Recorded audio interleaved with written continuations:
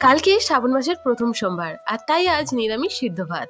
Half cup সামা চাল, তার একটু কম মুগ ডাল, আর বেশ কিছু সবজি। আমি আলু, পটল, গাজর, কুমড়ো এগুলো নিয়েছি, আর কয়েকটা কাঁচা লঙ্কা।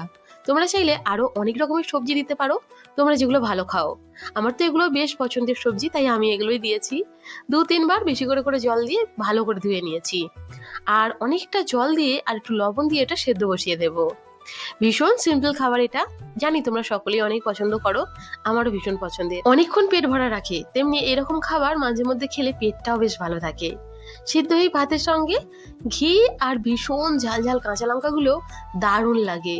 প্রতিটা কামড়ে একটা আলাদা শান্তি। আর সত্যি কথা বলতে কি, আমার কাঁসার থালায় এই সমস্ত খাবারগুলো খেতে ভীষণ ভালো লাগে।